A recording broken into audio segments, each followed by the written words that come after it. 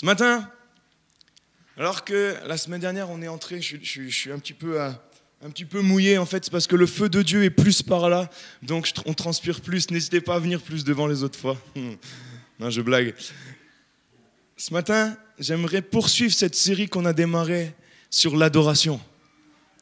Amen. On n'était pas là la semaine dernière avec ma femme, mais on a suivi le culte en direct avec vous, on était avec vous. Et on s'est réjouis parce que on a vécu en communion avec vous quelque chose de fort. Et je crois que Dieu parle et que Dieu a parlé la semaine dernière et que Dieu veut nous conduire dans l'adoration. Je me réjouis parce que ce matin, dans plusieurs églises en France, au Canada, eh bien, le thème des messages, c'est la louange et l'adoration.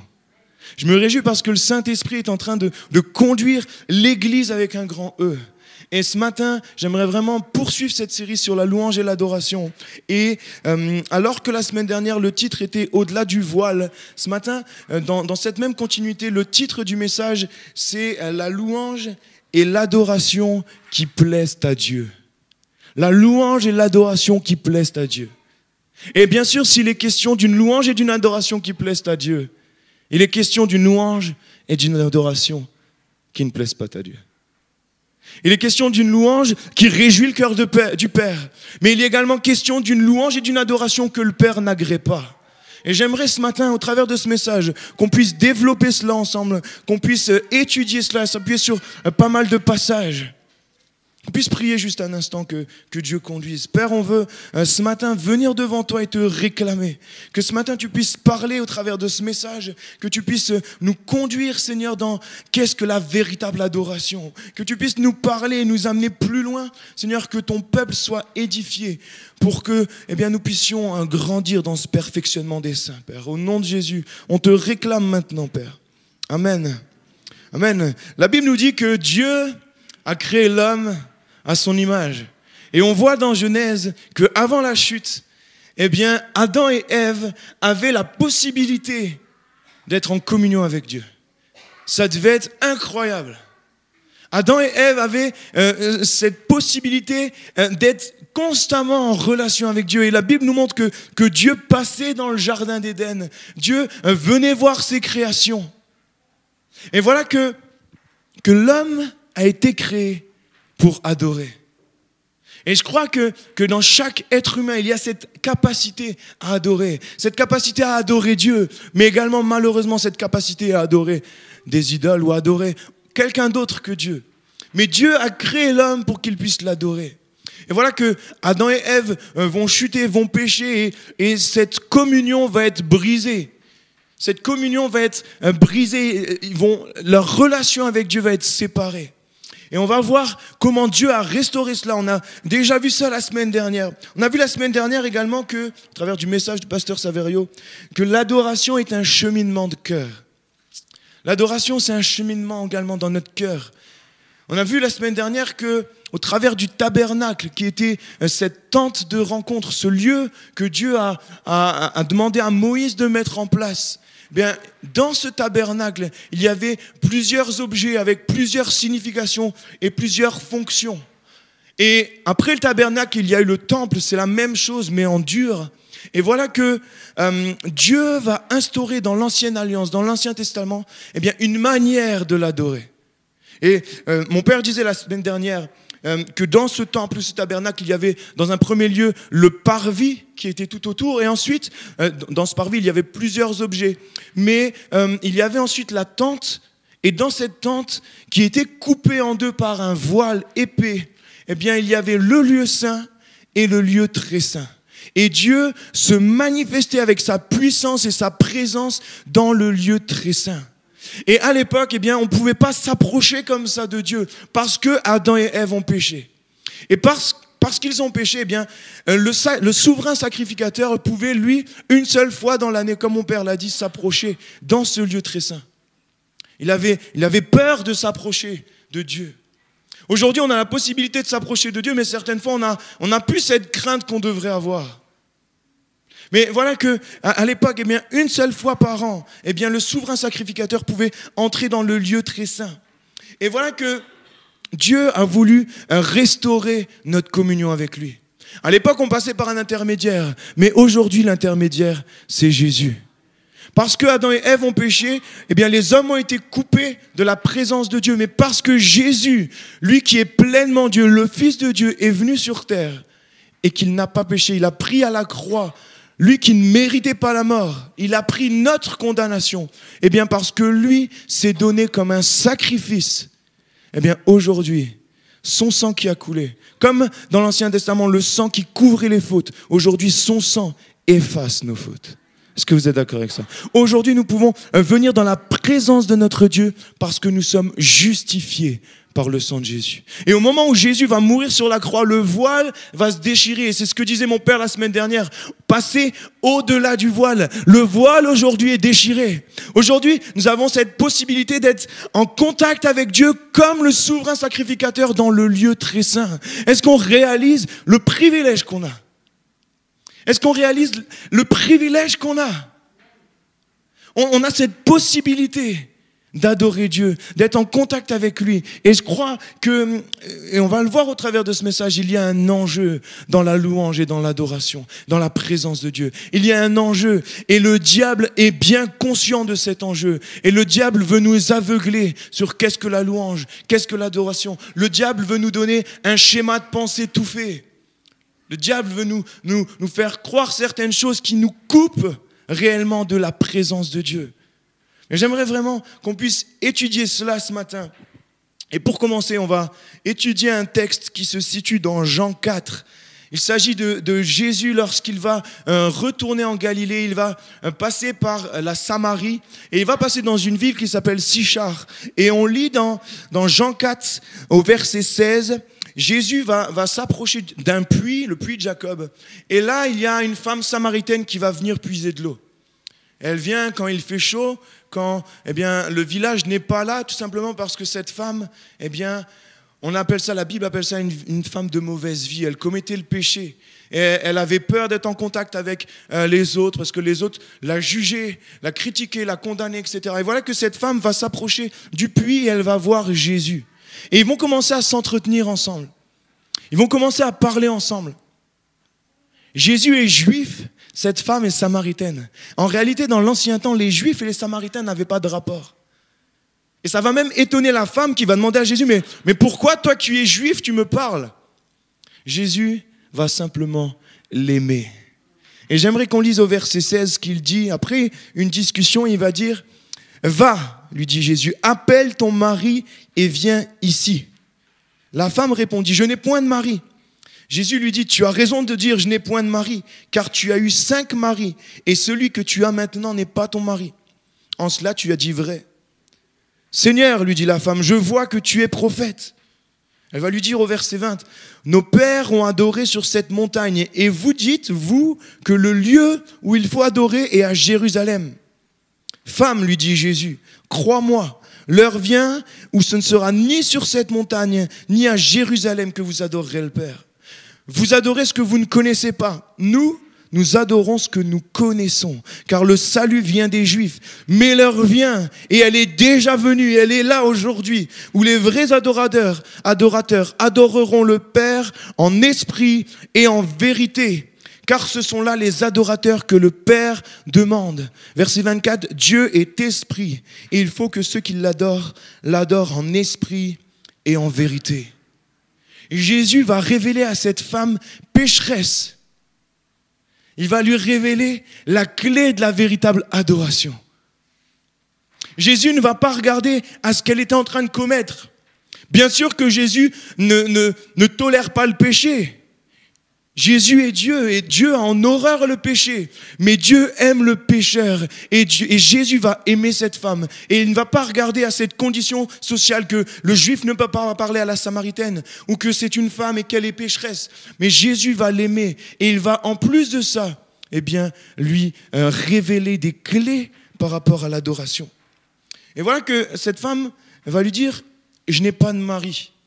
Et Jésus va dire, mais tu as raison de dire ça. Tu dis vrai. Et Jésus va lui révéler en fait ce qui se passe dans sa vie. Et à ce moment-là, cette femme va se dire, waouh, cet homme, je ne le connais pas. Donc c'est un prophète. pour qu'il sache ça, c'est un prophète. Et alors qu'elle imagine que c'est un prophète, qu'elle identifie Jésus un prophète, eh bien, elle va le questionner sur des points justement de différence entre les Juifs et les Samaritains, notamment par rapport à l'adoration. Cette femme va lui dire, mais nous les Samaritains, nos pères ont adoré sur cette montagne. Mais vous dites les Juifs qu'il faut adorer à Jérusalem, dans le temple. Cette femme va questionner Jésus. Je pense qu'elle était sincère et qu'elle a voulu savoir, parce qu'elle pensait qu'il était prophète, parce qu'il était prophète. Et elle va le questionner. Et voilà que Jésus va lui révéler quelque chose de bien plus grand que ce qu'elle s'imaginait. Jésus va lui parler de qu'est-ce que la louange, qu'est-ce que l'adoration et comment adorer Dieu. Et j'aimerais, avant d'aller un peu plus loin, ce matin, qu'on puisse définir ensemble qu'est-ce que la louange et qu'est-ce que l'adoration.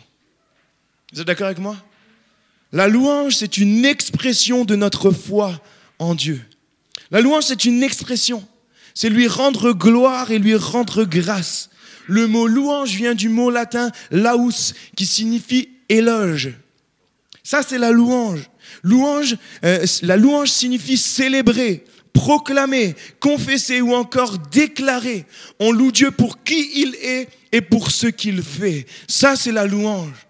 La louange, c'est une expression de notre cœur qui s'élève vers Dieu. C'est ce qu'on apporte à Dieu. On vient lui donner.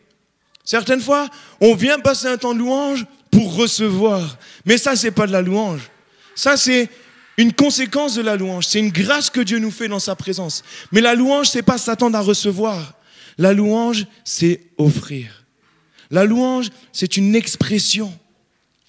La louange peut s'exprimer par des chants, par des cris de joie, par de la proclamation, mais aussi par de la musique ou par des danses. La louange, eh bien, c'est une expression qu'on peut exprimer de différentes manières. Elle doit, eh bien, monter vers Dieu. Et les psaumes de la Bible nous poussent à louer Dieu. Ça, c'est la louange. J'aimerais, avant de parler de l'adoration, parler simplement des actions de grâce. Vous avez sûrement entendu parler des actions de grâce. Les actions de grâce sont un petit peu différentes de la louange. Dans le sens où la louange, elles sont liées. Mais les actions de grâce, eh bien, nous impliquent nous également. L'action de grâce, c'est une expression de notre reconnaissance envers Dieu. Nous sommes impliqués dans nos paroles et dans nos prières en reconnaissant ce qu'il fait pour nous. Par exemple, lorsque je dis « Seigneur, je te bénis parce que tu as répondu à ma prière. Je te loue parce que tu es fidèle et bon dans ma situation. » C'est une action de grâce. C'est lié à la louange. Et j'aimerais maintenant, eh bien, alors qu'on a vu la louange et l'action de grâce, parler de l'adoration. Et on a vu déjà la semaine dernière une partie de l'adoration, mais il y a tellement de profondeur dans l'adoration. L'adoration, eh bien, signifie simplement se prosterner, se courber, se mettre face contre terre. Ça, c'est l'adoration. C'est la révélation de Dieu, la révélation que le Saint-Esprit nous donne de qui est Dieu, qui nous pousse à l'adorer et à nous prosterner devant lui. L'adoration, c'est simplement se prosterner face contre terre devant Dieu. Et la louange et l'adoration sont certaines fois étroitement liées. On peut certaines fois louer et adorer en même temps. Mais on peut par exemple louer sans adorer. Et on peut adorer sans louer. La louange, c'est se prosterner devant la grandeur de Dieu, se prosterner devant la majesté de Dieu, devant sa sainteté, devant qui il est, se prosterner, se courber. Et on va le voir au travers de ce message que, bien sûr, on peut se prosterner physiquement, mais on peut également se prosterner simplement avec notre cœur. On va voir cela ensemble. Mais ça, c'est l'adoration. Maintenant qu'on a défini la louange et l'adoration, on peut aujourd'hui, nous, le louer et l'adorer. Parce que Jésus nous a justifiés, nous sommes dans cette communion avec Dieu et on a cette possibilité, et je crois que c'est ce qu'on a fait ce matin, d'élever notre voix vers Dieu, de le louer et de le bénir. Mais comme on l'a vu au début, il y a une louange que Dieu agrée, une adoration que Dieu agrée, mais il y a également une louange et une adoration qui n'est pas agréée par Dieu. J'aimerais vraiment qu'on fasse attention à cela. Oui, aujourd'hui, on adore, et oui, aujourd'hui, on a adoré Dieu. Mais est-ce qu'on l'a adoré comme lui, il veut qu'on l'adore? Je crois qu'il y a un enjeu dans la véritable adoration. Il y a un enjeu dans la véritable adoration en esprit et en vérité comme lui le veut. Et mes amis, lorsqu'on va comprendre réellement ce qu'est la véritable adoration, eh bien on va passer dans une étape supérieure dans la présence de Dieu. On va vivre quelque chose de plus grand avec Dieu. Parce que la conséquence de la présence de Dieu, eh bien, c'est les prodiges, les miracles. Parce que là où est l'Esprit de Dieu, eh bien, là, il se passe des prodiges, des miracles. Mais ça, c'est la conséquence. Nous, notre boulot, notre taf, c'est de l'adorer. Comme lui, il le désire. Et Jésus va dire, il le dit au verset 23 et on l'a lu, mais l'heure vient et elle est déjà venue où les vrais adorateurs adoreront le Père en esprit et en vérité. Les vrais adorateurs adoreront le Père en esprit et en vérité. Ce sont là les adorateurs que le Père demande. C'est ça que le Père ce matin nous demande, de l'adorer en esprit et en vérité. Dieu est esprit et il faut que ceux qui l'adorent en esprit et en vérité. Est-ce que vous avez remarqué que Jésus n'a pas dit « c'est là l'adoration que le Père demande ». Jésus va dire « ce sont là les vrais adorateurs ». Il ne va pas dire « c'est là la vraie adoration ». Il va dire, ce sont là les vrais adorateurs. Parce que le Père, ce qu'il veut, c'est le cœur de l'adorateur.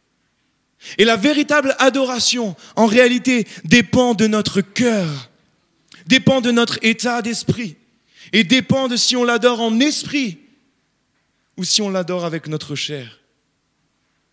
Elle est là la clé. Adorer en esprit, eh bien, c'est tout simplement notre esprit qui adore. Ça, c'est adorer en esprit. Et vous le savez, notre être est composé de 3 parties. Il y a notre corps physique, il y a notre âme intérieure, l'âme qui est le siège de nos émotions, de notre conscience, de nos sentiments. Ça, c'est notre âme. Et souvent, on adore selon les émotions qu'il y a dans notre âme. Mais voilà que notre être est également composé de notre esprit. L'esprit, eh bien, c'est la 3e partie de notre être, notre personne intérieure, eh bien, qui nous permet d'être en relation avec Dieu. Avant qu'on se convertisse, eh bien, la Bible appelle notre esprit le vieil homme. Parce qu'on est tous composés de cet esprit. Mais voilà que lorsqu'on va se convertir, lorsqu'on va reconnaître Jésus comme notre sauveur, lorsqu'on va reconnaître qu'on est pécheur, qu'on a besoin d'un sauveur, qu'on va se donner à Dieu, qu'on va donner notre vie à Dieu, à ce moment-là, la Bible nous dit que instantanément, notre esprit en nous va mourir et va ressusciter. Et on appelle ça l'esprit régénéré, l'homme nouveau. L'homme nouveau. Et c'est cet esprit-là qui doit adorer Dieu. Et la Bible nous dit que notre esprit en nous siège avec Christ dans les lieux célestes. Notre esprit en nous est parfait. Et le problème en tant qu'enfant de Dieu, certaines fois, c'est qu'on continue à marcher dans la chair. Comme si notre esprit n'avait pas été régénéré. Pourquoi ? Parce que si notre esprit lui est régénéré, notre âme, elle, n'est pas régénérée. Notre intelligence, elle, n'est pas régénérée. C'est pour cela que Paul nous incite à prier pour le renouvellement de l'intelligence. Pour que tout notre schéma de pensée qu'on a eu jusqu'à notre conversion, eh bien, soit anéanti et remplacé par une intelligence divine. Et lorsqu'on va comprendre cela, lorsqu'on va comprendre la marche par l'esprit, on va pouvoir commencer à adorer en esprit. On va pouvoir commencer à adorer en esprit. Jésus a dit que la véritable adoration est esprit. Et comme je viens de le dire, en réalité, adorer en esprit, c'est très étroitement lié avec la marche par l'esprit. On ne peut pas adorer en esprit si on est charnel. On ne peut pas adorer en esprit si on a un pied dans le monde et qu'on n'a pas ce désir de passer par une sanctification, de passer par la repentance. On ne peut pas adorer Dieu en esprit réellement comme il le demande si on est charnel. Et ce que Jésus est en train de faire, il est en train d'enseigner la marche par l'esprit. Il est en train d'enseigner que pour adorer le Père et que notre adoration soit agréée, eh bien, nous devons l'adorer en esprit. Ce qui veut dire, mes frères et mes sœurs, ce matin, que au milieu de nous, nous avons adoré ce matin en esprit, mais peut-être que certains ont adoré charnellement. Ce matin, eh bien, il y a une adoration qui est montée vers Dieu et une partie de l'adoration a été agréée. Mais je crois qu'une partie de l'adoration, peut-être, n'a pas été agréée. Et bien sûr, c'est bien de chercher à adorer Dieu. Et Dieu veut qu'on l'adore. Mais adorons-le en esprit. Jésus va dire en esprit et en vérité. Adorer en vérité, eh bien, c'est connaître qui on adore. C'est connaître Jésus. La parole de Dieu nous dit que Jésus est la vérité. Adorer en vérité, c'est avoir cette révélation de qui est Dieu. Cette révélation du Père. Cette révélation du Fils. Ça, c'est adorer en vérité, en étant conforme avec la parole de Dieu. La Bible qui est la vérité. Ça, c'est adorer en vérité. Et Jésus va dire, si vous voulez adorer et être agréé par le Père, il faut l'adorer en esprit et en vérité. Est-ce que vous me suivez ce matin? L'adorer en esprit et en vérité, c'est l'adoration qui plaît à Dieu. C'est-à-dire que le dimanche matin, on peut chanter des chants. Comprenez bien que le but, c'est qu'on adore tous en esprit, en vérité. Ce n'est pas de juger notre voisin, loin de là. Et Dieu sait si on adore en esprit ou en vérité. Mais on peut chanter les mêmes chants, avec les mêmes paroles, au même instant, en esprit ou charnellement. Je peux un jour chanter « Je me prosterne devant toi », je m'abandonne, ce chant par exemple, « Je m'abandonne ». Je peux chanter ce chant en esprit, mais je peux chanter ce chant charnellement. J'aimerais vraiment qu'on puisse comprendre cela. Parce que lorsqu'on va comprendre cela, eh bien, je crois qu'il y a une crainte de l'Éternel qui va commencer à nous envahir. Et on va avoir ce désir de chercher à l'adorer comme lui le désire. Parce que sinon, notre adoration est vaine. Ça, c'est l'adorer en esprit et en vérité. Les vrais adorateurs, notez bien cela, ceux qui prennent des notes. Les vrais adorateurs, c'est ceux qui font de la louange et de l'adoration, non pas seulement un moment le dimanche matin, mais un mode de vie. Les vrais adorateurs font de l'adoration un mode de vie. Et à ce moment-là, lorsque je marche avec Dieu, parce que je marche avec l'Esprit, parce que je marche par l'Esprit, eh bien, ma vie est une adoration pour Dieu. Une adoration peut-être indirecte. Je discutais hier, alors qu'on parlait au barbecue après les baptêmes, avec ceux qui étaient avec moi à table, je disais, mais là, on est en train de manger. Mais on est en train peut-être d'adorer en esprit en même temps. L'adoration en esprit est un mode de vie. On rend gloire à Dieu. On se prosterne. Je peux manger, je prends l'exemple de manger, parce que vous avez remarqué que j'aime beaucoup manger. Je peux manger, mais en étant tellement reconnaissant dans l'esprit pour ce pain qu'il me donne, tellement reconnaissant pour qui il est. Et je peux manger en ayant cette révélation de qui est Dieu. L'adoration, eh bien, est un mode de vie. Les vrais adorateurs sont ceux qui cherchent à marcher jour après jour par l'esprit en laissant les plaisirs charnels, mais en recherchant les plaisirs spirituels. Et je ne veux pas m'approfondir sur cela, mais il est important de rechercher les plaisirs spirituels et de porter des fruits de l'esprit. Les vrais adorateurs, eh bien, adorent, écoutez bien, qu'importe les circonstances de leur vie, qu'importe les difficultés, eh bien, je choisis d'adorer. Qu'importe ce que je suis en train de traverser dans ma vie, eh bien, je choisis d'adorer. Pourquoi? Parce que j'adore en esprit. L'âme est le siège de mes émotions. Si je passe par une difficulté, mon âme peut être attristée. Cette émotion vient de l'âme. Mais vu que j'adore en esprit, eh bien, ça ne dépend pas de ces émotions de l'âme. Est-ce que vous comprenez ce que je veux dire? Les vrais adorateurs adorent qu'importe les circonstances. Lorsque je marche par l'esprit, je porte des fruits de l'esprit. Et l'un des fruits de l'esprit, c'est la joie. Ça, c'est un fruit de l'esprit. Ça veut dire quoi? Ça peut peut-être vous paraître fou ce matin.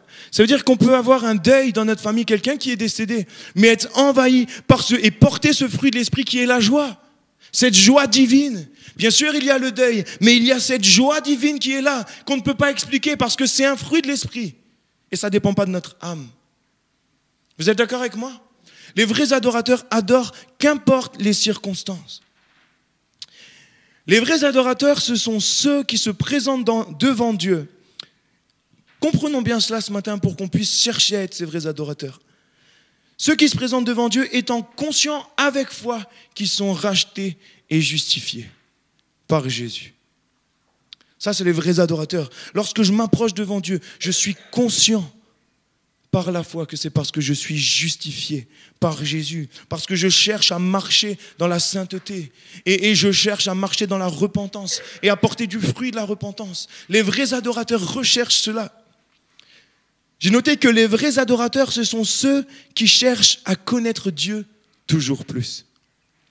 Les vrais adorateurs ont soif de qui est Dieu. Et le Saint-Esprit donne des révélations encore plus nouvelles, encore plus profondes de qui est le Père. Et ça nous pousse à adorer Dieu encore plus. Les vrais adorateurs ont soif de la vérité, de qui est Dieu, et ont soif de la parole de Dieu.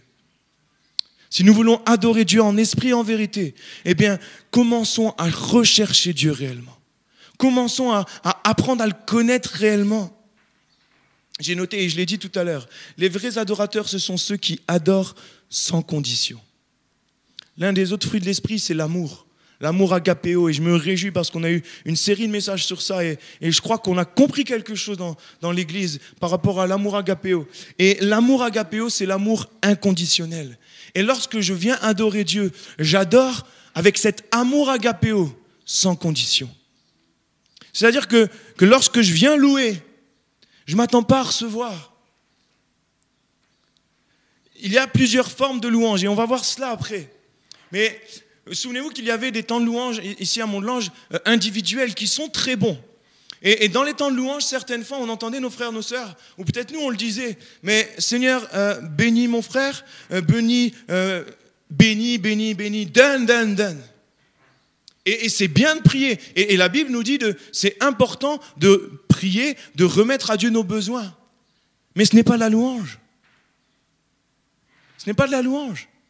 C'est important de comprendre qu'il y a un temps pour tout. Et lorsqu'on vient pour louer Dieu, on ne vient pas pour recevoir, on ne vient pas pour chercher la main de Dieu, mais on vient chercher la face de Dieu et nous prosterner devant lui. Les vrais adorateurs recherchent cela. La véritable adoration, c'est bien plus qu'un moment. C'est bien plus qu'un moment, c'est toute une manière de vie. C'est toute une manière de vie. Peut-être que ce matin, en entendant ce message, et je vais essayer d'avancer assez rapidement sur cette deuxième partie, peut-être que tu te demandes, ok, je veux adorer Dieu sincèrement, mais comment faire? Peut-être que ce matin, on se demande, mais comment adorer Dieu alors? Comment l'adorer concrètement?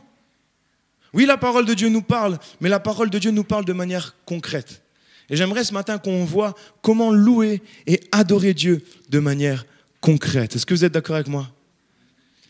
En français, on a un vocabulaire très restreint. En français, on a le mot louange pour la louange, on a le mot adoration pour l'adoration. On a un vocabulaire très restreint. Mais en réalité, dans la parole de Dieu, il ne s'agit pas de ça. En réalité, dans la parole de Dieu, que ce soit en grec ou en hébreu, eh bien, le vocabulaire est beaucoup plus important et nous parle du coup beaucoup plus.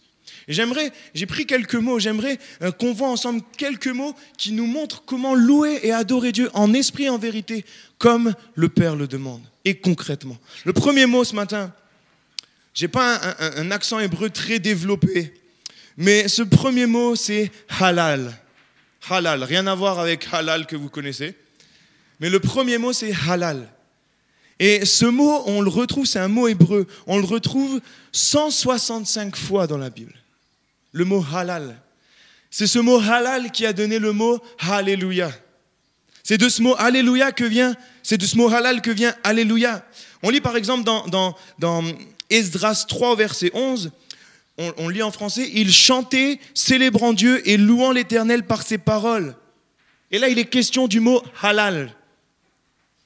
Je l'ai dit, halal, ça a donné le mot alléluia. Halal, ça veut dire louer Dieu. Ça veut dire célébrer. Célébrer avec émotion. Est-ce que je vous étonne ce matin? Louer Dieu avec émotion. Louer Dieu avec réjouissance. Ça, c'est halal. Par exemple, pour alléluia, c'est Yahweh. Louer Yahweh, louer Dieu. Ça a donné alléluia. Et voilà que la signification de halal, c'est célébrer avec émotion. Est-ce que ça ne vous fait pas bizarre? Vous n'avez pas entendu certaines fois qu'il ne faut pas qu'on cherche à louer Dieu avec de l'émotion? Halal nous dit, non, la louange contient de l'émotion. Et halal, ça veut dire se réjouir. Et en réalité, c'est ce même mot qu'on pourrait employer lorsqu'on va voir un match de foot. Et lorsque notre équipe favorite va marquer un but, eh bien là, on est pris d'une célébration. Eh bien, c'est la même racine, c'est ce même mot, avec réjouissance. Et lorsqu'on loue Dieu, on doit comprendre qu'on doit le louer avec réjouissance. Certaines fois, eh bien, certains peut-être ont peur de louer Dieu fort, ou ont peur de louer Dieu de manière qui pourrait déranger notre voisin, ou de chanter fort, ou de pousser des cris de joie. Peut-être et j'ai déjà entendu ça, que certaines fois, on a l'impression que si on est plus calme, on est plus spirituel. Mes amis, ce n'est pas biblique. Ce n'est pas biblique. Il y a un temps pour tout, on va voir, il y a d'autres mots pour définir tout ça. Mais lorsque la Bible nous enseigne à adorer et à louer, avec ce mot halal 165 fois, il est question de réjouissance. Et vu qu'on adore et qu'on loue en esprit, cette émotion, c'est laquelle? C'est un des fruits de l'esprit. C'est la joie. À ce moment-là, cette joie, comme je l'ai dit tout à l'heure, n'est plus en fonction de ce que je vis. Cette joie, en réalité, ce n'est pas moi qui la recherche, mais c'est une joie qui vient de Dieu, et Dieu lui-même est la source de cette joie. Alors si Dieu est la source de notre joie, pourquoi le dimanche matin on va se contenir? Si Dieu est la source de notre joie et il veut qu'on l'adore avec joie, pourquoi le matin on va se retenir? Expliquez-moi. Je crois qu'il y a une portée à comprendre dans la réjouissance et dans la célébration. Lorsqu'on lit la parole de Dieu, eh bien je pense que si on vivait du temps de l'Ancienne Alliance, lorsque David conduisait la louange, ou au temps des apôtres, je pense que peut-être on serait un peu dérangé. Je pense qu'on ne s'y retrouverait pas, et peut-être qu'on aurait l'impression que c'est peut-être pas la meilleure des louanges. Pourquoi? Parce que la louange faisait du bruit. La louange faisait du bruit. La Bible dit qu'il y a la joie dans le ciel lorsqu'un pécheur se repent. La Bible dit qu'il y a la joie devant les anges. Si la joie est devant les anges, qui est-ce qui se réjouit? C'est Dieu. Si Dieu se réjouit, pourquoi nous, eh bien, on doit se restreindre? Je veux aspirer à vivre la louange, inspiré par l'Esprit, et vivre des temps de réjouissance. Comprenez bien que le but n'est pas de créer une atmosphère. Et ça, c'est une des dérives. Le but n'est pas de... Ben voilà, je viens le dimanche matin, il faut que je le loue avec la joie, alors je vais me motiver, en même temps ça va me faire mon petit sport de la semaine, et du coup je vais commencer à me déhancher. Quelle est la motivation de notre joie? Quelle est la motivation de notre louange? C'est lié toujours avec cette louange par l'Esprit. Jésus est la source de notre joie. C'est-à-dire que peut-être un dimanche matin, on va vivre des temps de réjouissance, des cris de joie, mais certains vont crier de joie par l'Esprit, avec la joie du Seigneur, mais d'autres vont peut-être louer charnellement. Comprenons l'importance de notre état de cœur, l'importance de rechercher l'adoration et la louange par l'Esprit. J'aimerais passer un deuxième mot. On a vu ce mot halal et concrètement vraiment le dimanche matin. J'aimerais, frères et sœurs, nous encourager à vivre la joie. Vous l'avez remarqué, en tant que leader de louange, eh bien, certaines fois je pousse. Je pousse un peu et peut-être que ça peut déranger. Je veux vraiment m'excuser pour ça. M'excuser de ne pas avoir expliqué plus tôt ce mot halal qui vous prouvait que j'avais raison. Non, je rigole, je blague. Mais ce que je veux dire, c'est que c'est important de concrètement vivre cette joie. Mais pour vivre cette joie qui vient du Père, nous devons avoir cette réelle révélation. Cette réelle révélation. Vous êtes d'accord avec moi? Deuxième mot que j'aimerais qu'on voit ensemble, c'est le mot zamar. Zamar, Z-A-M-A-R. C'est un mot hébreu utilisé 45 fois dans la Bible. Et ce mot veut dire chanter, célébrer, jouer d'un instrument de musique, pincer les cordes d'un instrument de musique. Tout ça, c'est ce mot zamar. Ça a donné des dérivés, mais c'est cette notion de jouer d'un instrument de musique. Il s'agit là de la louange avec joie, mais avec un instrument. Vous avez vu ce matin, j'étais seul avec la guitare et qu'importe les instruments qu'il y a, ça ne change rien à la présence de Dieu. Maintenant, je crois que lorsqu'on est plusieurs sur scène à louer et à adorer Dieu en esprit, avec notre instrument, je crois que ça apporte quelque chose de plus. Et je crois que et je bénis Dieu pour ma famille qui sert dans la louange, qu'on adore avec différents instruments, je crois que on vient adorer avec ce service et ça apporte une dimension plus grande. Je ne suis pas en train de dire que la dimension ou de la présence de Dieu dépend du nombre d'instruments, pas du tout, vraiment pas du tout. Mais je crois que si on a compris réellement la notion de l'adoration par l'Esprit, lorsqu'on va louer avec les instruments, ça va bénir Dieu d'une manière plus grande encore. Maintenant, vous allez me dire peut-être, ouais, mais ça c'est bien pour les musiciens. C'est vrai que ça concerne les musiciens, mais ça concerne également tous ceux qui ont des mains. Parce qu'on peut applaudir Dieu, on peut battre le rythme. Vous êtes d'accord avec ça? C'est pour ça que souvent on essaye de prendre des chants dynamiques, c'est peut-être pas juste ce que je dis, mais de motiver à applaudir ou à frapper dans les mains. C'est pas pour créer une ambiance. C'est pas pour copier le monde qui dans un concert applaudit. Ça n'a rien à voir. J'insiste, ça n'a rien à voir. De la même manière qu'il y a une différence entre jouer d'un instrument sur scène et louer Dieu avec son instrument sur scène. Lorsque je joue, à ce moment-là, je fais une prestation. Lorsque je loue Dieu avec mon instrument, je mets au service de Dieu ce qu'il m'a donné. Comprenons cela. Et j'aimerais vraiment concrètement nous inviter le dimanche matin à laisser jaillir cette joie, que ce soit avec nos chants, nos cris. N'ayez pas peur de crier. À la maison, ne criez pas sur vos maris, vos femmes. Là, vous pouvez crier pour Dieu. Et j'aimerais insister sur le fait de frapper dans les mains, non pas pour créer une ambiance, mais simplement pour célébrer Dieu.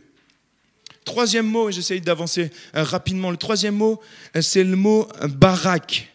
C'est un mot qui est utilisé, écoutez bien, 330 fois dans la Bible. Le mot barak, ce mot signifie se prosterner, fléchir le genou. Et on utilise ce mot pour décrire une attitude d'humble soumission et de confiance. Ce n'est pas le seul mot pour définir l'adoration, mais c'est l'un des mots qui définit l'adoration. Oui, il y a le mot halal, oui, il y a le mot zamar, mais il y a également le mot barak. Ce qui veut dire quoi? Ce qui veut dire qu'il y a un temps pour tout. Il y a un temps pour laisser jaillir notre joie, mais il y a un temps pour simplement se prosterner face contre terre devant Dieu.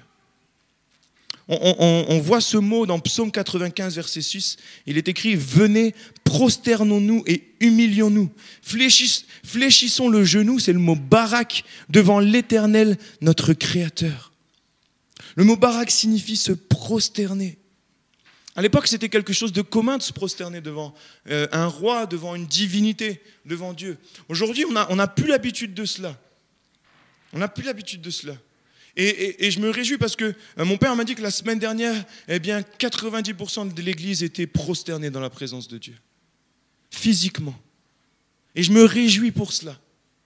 Encore une fois, notre prosternation vient de cette révélation que nous donne le Saint-Esprit. Comprenez bien que toute chose dans l'adoration est liée par notre adoration en esprit. Barak veut dire se prosterner. Maintenant, on peut se prosterner physiquement, et je crois que c'est bien. Mais on peut ne pas se prosterner physiquement si notre cœur est prosterné. La véritable adoration, c'est la prosternation. C'est important de prosterner nos cœurs devant Dieu. Peut-être que pour X raisons, on ne se prosterne pas, et qu'importe, je ne veux pas parler de ça. Mais le plus important, c'est notre état de cœur devant Dieu. C'est notre état de cœur devant Dieu. Lorsque je chante « Je m'abandonne », je chante ce chant en ayant cette prosternation de cœur, en signe d'humilité. Vous me suivez, vous êtes là? J'avance très rapidement, j'arrive bientôt à la fin du message. Le quatrième mot, c'est yada. Yada, c'est un mot hébreu qu'on voit 114 fois dans la Bible. Yada, ça signifie remercier, louer et révérer avec la main tendue et levée. Yad, c'est la main. Yada, c'est louer avec les mains, adorer avec les mains. Il y a plusieurs mots dans la Bible qui parlent de la louange et de l'adoration avec les mains. Il y a le mot nasa également, qui parle de simplement physiquement concrétiser ça par des mains levées. Concrétiser notre louange qui s'élève vers Dieu, mais également en signe de reconnaissance, en signe d'abandon. C'est pour cela que le dimanche matin, peut-être que si vous êtes nouveau et que vous venez à l'église pour les premières fois, vous vous dites, mais pourquoi il lève les mains ? Et bien souvent, en tant qu'enfant de Dieu, en tant que chrétien depuis ma naissance, pour moi, c'est tellement normal de lever les mains. De certaines fois, je me dis, mais qu'est-ce que pensent les nouveaux quand ils voient les mains? Ils se disent, ouais, peut-être ils veulent acheter une télé, alors ils regardent la taille. Certaines fois, non, je blague, comprenez bien. Mais certaines fois, on ne comprend pas, ou peut-être les nouveaux ne comprennent pas cela. Mais yada veut dire louer les mains tendues. Donc concrètement, comment louer et adorer Dieu? On a vu 4 mots. J'aimerais avancer rapidement sur ce 5e et dernier mot. Et j'aimerais vraiment mettre l'accent sur cela. Il s'agit du mot Tehillah. Tehillah. Ce mot, on le retrouve 57 fois dans la Bible. Écoutez bien, ce mot fait référence à la louange spontanée. Je vais expliquer cela. Ce mot fait référence à la louange spontanée. C'est un dérivé du mot halal, en réalité, de Alléluia. Ça exprime plusieurs choses, bien sûr. Hein. Ça exprime une volonté de s'engager par le chant. Ça décrit une volonté de s'exprimer également en esprit, mais par le chant. Et c'est pour ça qu'on parle de louange spontanée. Louange spontanée, ce n'est pas un mot qu'on retrouve en français dans la Bible. C'est quelque chose qu'on a peut-être traduit, etc., qu'on essaye de mettre des mots. Mais à l'origine, c'est ce mot Tehillah. Par exemple, dans Ésaïe 42, verset 10, on lit « Chantez à l'Éternel un cantique nouveau. Chantez ses louanges. Tehillah, jusqu'aux extrémités de la terre. Chantez un cantique nouveau. Tehillah. » Et il s'agit, eh bien, de proclamer la parole de Dieu. Qu'est-ce que la louange spontanée? Vous avez remarqué depuis la reprise de l'église par Pasteur Saverio, la louange a changé en termes de manière de faire. Et j'aimerais juste simplement revenir sur cela, parce que c'est vrai qu'on l'a pas expliqué, et nous on l'a expliqué au groupe de maison, mais je me dis, on ne l'a pas expliqué à l'église. On passait avant par un temps de louange individuelle, et j'insiste sur le fait que ce temps de louange individuelle est très bon, est très très bon. Et nous, on a dans notre groupe de maison ce temps de louange individuelle. On garde ce temps, c'est important.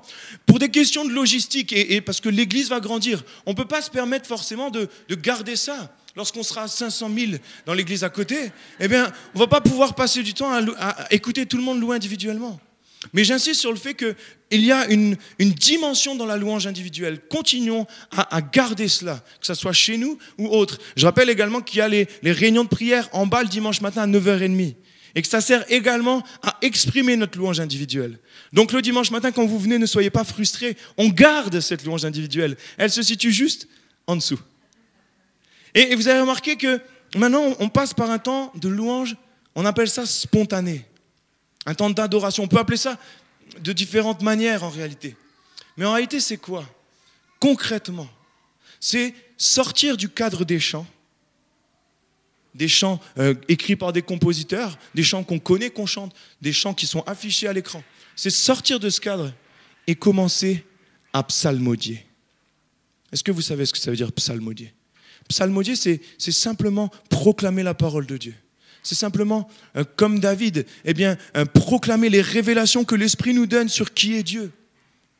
Et dans ce temps de louange spontanée, on peut simplement proclamer, mais mon Dieu, tu es infiniment grand, tu es puissant. Et il y a tellement, lorsqu'on a la révélation de qui est Dieu, il y a tellement de mots qui nous viennent dans le cœur que le Saint-Esprit nous aspire. Ça, c'est psalmodier. Et psalmodier peut se faire également sans chanter, mais je crois qu'il y a une portée, et c'est dans ce mot Tehillah, il y a une portée dans le chant nouveau, le cantique nouveau. On parle de cantique spirituel. Je crois que le cantique spirituel, c'est un chant inspiré par le Saint-Esprit. Et j'aimerais, peut-être que beaucoup vous posez la question, et vous vous demandez est-ce que je vais parler de ça ou pas. Mimi rigole, donc elle sait très bien de quoi je vais parler. Vous posez la question, le cantique spirituel, est-ce que c'est le chant en langue? J'aimerais vous répondre oui et non. Le cantique spirituel, ça va bien au-delà de ça. Le chant en langue inspiré par le Saint-Esprit, c'est un cantique spirituel. Mais le Saint-Esprit peut nous inspirer en français. Et le Saint-Esprit veut nous inspirer en français. Et il y a une dimension à comprendre dans le cantique spirituel, dans le fait de psalmodier. Et j'aimerais vous encourager vraiment chez vous à apprendre à psalmodier. Peut-être que vous dites, oui, mais je ne suis pas musicien, moi je peux pas faire des mélodies. Mais pourquoi faire compliqué? Ça ne sert à rien. Vous avez remarqué que dans les temps spontanés, les instruments continuent, des fois calmement, des fois un petit peu plus dynamiques. Mais laissons-nous simplement conduire et adorons Dieu. Et dans ces temps spontanés, on en a eu un petit tout à l'heure. Et je me réjouis parce que je sais que c'est que le début de ce qu'on va vivre. Mais dans ces temps spontanés, ne faisons pas attention à notre voisin. Ne faisons pas attention à est-ce que je chante juste, est-ce que je chante faux, est-ce que ce que je dis, ça va plaire à la personne à côté. Arrêtons de penser ça. Mais simplement dans ces temps spontanés, adoration, on peut appeler ça de différentes manières. Mais simplement, ouvrons nos cœurs devant Dieu. Recherchons ce que le Saint-Esprit veut nous mettre à cœur. Nous ne pouvons pas louer individuellement dans l'assemblée, commençons à louer collectivement. C'est la même chose. Comprenons vraiment ça, et je veux vraiment insister sur la louange collective, sur la louange spontanée. C'est tellement riche. Et je crois que l'Esprit de Dieu se manifeste également dans ces temps-là. Vraiment, je ne veux pas m'étendre sur ça, parce que l'heure avance. Mais comprenons cela. Et j'aimerais simplement conclure ce matin ce message. On a vu qu'il y a une louange et une adoration qui est agréée par Dieu, mais il y en a une qui ne l'est pas. Et l'adoration en esprit et en vérité est adorée et agréée par Dieu, pardon. Et adorer en esprit et en vérité, se concrétise par plusieurs manières. C'est ce qu'on a vu ensemble. J'aimerais simplement vous encourager, frères et sœurs, à venir le dimanche matin dans cette attitude d'adoration. Si nous voulons vivre quelque chose, venons dans cette attitude d'adorateur. Qu'importe les circonstances, qu'importe ce qu'on est en train de vivre, qu'importe les difficultés, les soucis, les galères, venons dans cette attitude d'adorer en esprit. Et venons adorer au travers de ces différents mots hébreux qu'on a vus. Que nous puissions simplement nous exprimer devant Dieu et nous prosterner face contre terre devant sa présence. Est-ce que c'est un beau programme? C'est ce qu'on va vivre au ciel. Ce matin, on a chanté « Ta présence, c'est le ciel pour moi ». J'ai hésité longtemps à chanter ce chant parce que je me dis, on peut des fois mal l'interpréter, ce chant. Mais il est question de ce chant de comprendre que sur terre, il n'y a rien qui peut nous satisfaire. Mais ce qu'on vit dans la présence de Dieu, c'est quelque chose de divin. Comprenons cela. Et vous allez voir que lorsque dans notre temps d'intimité avec Dieu, jour après jour, lorsqu'on va développer cette adoration, le temps va nous paraître tellement rapide. On aura l'impression de manquer de temps à force. Et on va comprendre qu'on va pouvoir adorer Dieu à chaque instant, à chaque endroit. Et on va vivre un enjeu tellement plus grand. On va vivre quelque chose de tellement plus grand dans la présence de Dieu. J'aimerais vous encourager à cela. Vous êtes d'accord avec cela? Qu'on puisse prier ensemble et on va chanter encore quelques chants. On va se tenir debout si vous voulez bien. Qu'on puisse prier et prendre juste encore quelques minutes, et je ne veux pas qu'on soit long ce matin, mais qu'on puisse prendre quelques minutes simplement pour adorer notre Dieu. Fermons nos yeux ensemble. Père, nous voulons nous prosterner devant toi ce matin. Seigneur, nous voulons accepter de nous remettre en question sur qu'est-ce que la véritable louange et adoration. Seigneur, nous voulons accepter que peut-être pendant un temps, on a fait d'une certaine manière qui n'était pas forcément la manière dont tu as agréé. Seigneur, mais ce qu'on veut ce matin, c'est vivre l'adoration comme toi tu le désires. C'est vivre, Seigneur, cette adoration divine. C'est vivre cette adoration qui est agréée par toi. Seigneur, et on veut que tu nous conduises dans cela. Et on croit, Saint-Esprit, que si on est sincère devant toi, c'est toi qui nous conduis à cela. Et on veut t'adorer en esprit et en vérité. Seigneur, vraiment viens nous conduire à cela, Père, au nom de Jésus. Au nom de Jésus. Amen.